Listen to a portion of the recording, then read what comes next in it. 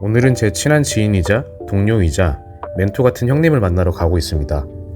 저는 이렇게 평소에도 가끔씩 동기부여가 필요할 때마다 제 지인들을 만나서 커피 한잔 하면서 시장에 대한 이야기도 하고 세상 돌아가는 이야기도 하고 아이디어 이야기를 하는 것도 좋아하는데요.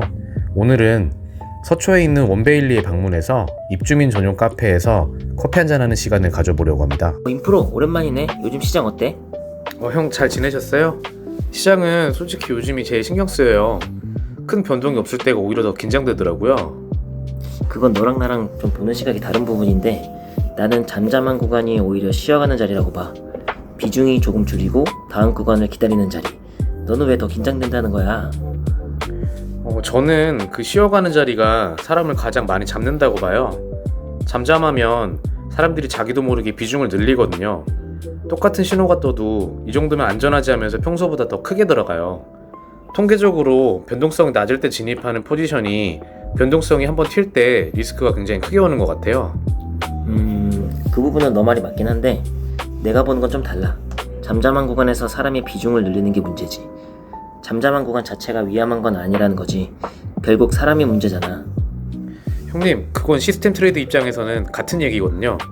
사람이 본능적으로 비중을 늘리는 구간이라면 그 구간 자체가 사람이 직접 운영할 때도 위험한 구간인 거예요. 시장의 위험과 운영의 위험을 분리하면 안 돼요. 결국 매매하는 건 사람이잖아요. 그건 일리 있다. 시장 자체가 위험한 게 아니라 그 시장에서 사람이 잘못 행동할 확률이 높은 구간을 위험으로 정의한다는 거지. 그렇게 보면 잠잠한 구간이 위험한 구간이 맞네. 네, 형님. 그래서 저희 시스템은 진입 신호보다 먼저 변동성을 봐요. 변동성이 낮으면 같은 신호에도 진입 비중을 자동으로 줄이고요. 사람이 안전해 보인다고 해서 더 걸고 싶을 때 시스템이 반대로 덜 거는 거예요. 야, 그건 좋은 설계인데 그건 한 가지 짚어주고 싶은 게 있어. 너 그거 평균 변동성으로 보는 거지?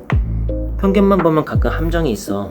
평균은 낮은데 갑자기 큰 봉 하나씩 박히는 시장이 있거든. 그건 평균에 안 잡혀. 형, 그 부분은 솔직히 저도 고민이에요. 평균을 어떻게 잡느냐가 진짜 어려운 것 같아요. 내가 본 거 하나 얘기해 줄게. 너는 이미 평균 변동성으로 포지션 사이징을 하고 있으니까 한 층만 더 얹어봐. 최근 큰 봉이 며칠 안에 몇 개 나왔는지를 같이 보는 거야. 평균은 낮은데 단발성 큰 봉이 자주 나오는 구간이 있어. 그게 진짜 위험한 구간이거든. 그 신호는 평균만 봐서는 안 잡혀. 형, 그거 진짜 좋은 포인트네요. 사실 저도 평균과 분포의 차이를 본격적으로 다뤄야 된다고 생각은 했는데 형이 그걸 큰봉 카운트라는 단순한 형태로 정리해 주시니까 바로 적용해 볼 만한 것 같아요. 단순한 게 결국 살아남아. 복잡한 건 자기가 무너질 때 자기도 왜 무너졌는지 몰라. 단순한 건 어디서 깨졌는지가 보이거든. 그 말씀이 진짜 무겁네요. 단순한 게 살아남는다. 그건 14년 매매하면서 내가 가장 비싸게 배운 거야. 처음엔 다 복잡하게 만들고 싶거든. 그게 똑똑해 보이니까. 근데 한번 무너져 보면 복잡하면 고치지도 못하는구나. 그걸 깨달아. 저도 비슷한 경험은 있어요. 시스템 변수를 너무 많이 두면 백테스트는 좋게 나오는데 실거래에서 그게 왜 이렇게 다른지 추적이 잘 안 되거든요. 그래서 요즘은 의도적으로 변수를 줄이는 방향으로 가고 있어요. 그래, 그 방향이 맞아. 근데 한 가지 더. 변수만 줄이지 말고 이 변수가 깨지면 어떻게 무너지는지를 미리 시뮬레이션 해봐. 그게 진짜 리스크 관리야. 변수 줄이는 건 첫 단계고 줄인 변수가 어떻게 무너질 수 있는지를 미리 그려보는 게 두 번째 단계야. 형, 그 두 번째 단계는 솔직히 제가 약한 부분이에요. 저는 무너지지 않게 만든다에 집중했지 무너졌을 때를 그려본다는 별로 안 해봤거든요. 그게 매매 오래 한 사람들이 점점 더 시간을 쓰는 부분이야. 이게 무너지면 어떻게 무너질까를 그려보는 거. 그래야 무너졌을 때 빨리 알아채. 자기가 만든 시나리오 안에서 무너지면 그건 무너진 게 아니라 예상하는 거니까 차분하게 대응이 돼. 그 말 진짜 무겁네요. 무너지는 시나리오를 미리 그려본 사람만 무너졌을 때 차분할 수 있다. 형이 얘기한 거 정리하면서 한 가지 더 여쭤보고 싶어요. 결국 리스크 관리에서 가장 큰 거는 한 번에 끝나는 손실을 막는 거잖아요. 형은 그 부분을 어떻게 정리하세요? 나는 그걸 한 줄 규칙으로 정리해. 어떤 한 사건도 계좌의 일정 비율 이상 깎지 못한다. 그 한 줄이 내 매매 인생 전체를 살린 규칙이야. 그건 저랑도 일치하는 부분이네요. 저희 시스템도 트레이드 한 건이 계좌에 주는 충격을 일정 비율 이하로 강제하긴 하거든요. 변동석 사이징의 핵심 목적이 그거고요. 그래, 거기까지는 너랑 나랑 같아. 근데 너랑 나랑 갈라지는 지점이 있어. 너는 그걸 트레이드 단위에서만 적용하지? 나는 그걸 하루 단위, 주 단위, 월 단위로 다 적용해. 어떻게요? 트레이드 한 건이 깎을 수도 있는 한도가 있듯이 하루에 깎일 수 있는 한도, 일주일에 깎을 수 있는 한도, 한 달에 깎일 수 있는 한도를 다 미리 정해놔. 그 한도가 차면 그 기간 동안 매매 중단이야. 시스템도 끄고. 그건 저도 비슷하게 가고는 있는데 형처럼 다양한 시간을 한도로 명확하게 정리해놓진 않았어요. 그 차이가 의외로 커. 트레이드 단위만 보면 하루에 같은 손실 한도인 트레이드를 5번 하면 예상보다 5배 정도 손실이 나거든. 시스템 입장에서는 각각의 트레이드가 손실 한도 안에 있지만 하루 전체로 보면 손실 한도가 깨진 거지. 그래서 시간 단위로도 손실 한도를 둬야 해. 형, 그건 진짜 가져가야겠어요. 사실 저희 시스템이 한 종목에서는 한도가 잘 지켜져요. 근데 여러 전략이 동시에 한 방향으로 손실 보는 날이 있거든요.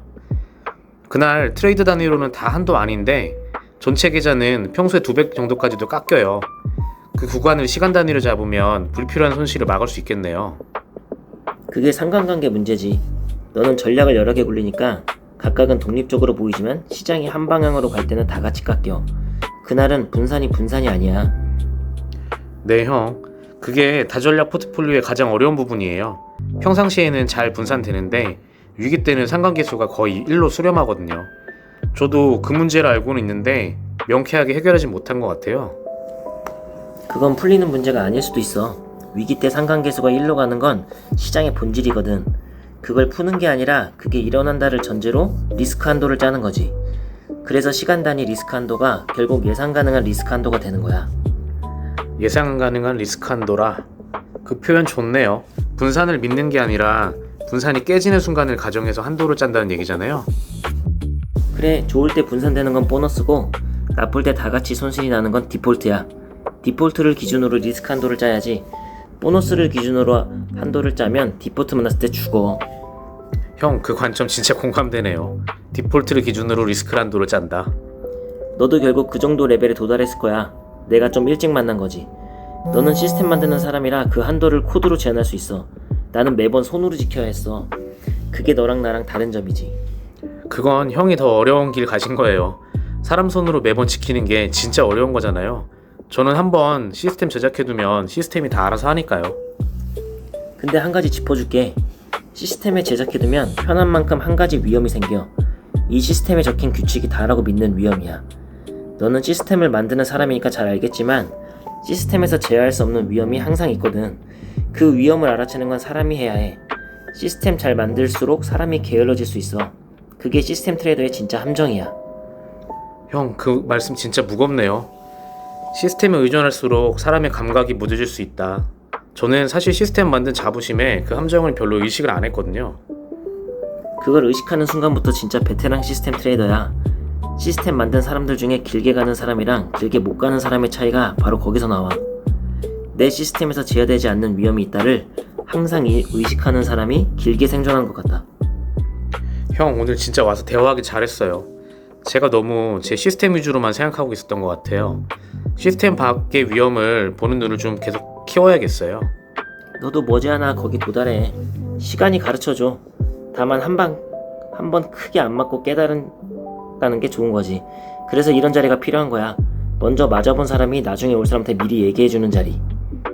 형, 다음에 또 찾아뵙고 조언 좀 들어도 돼요?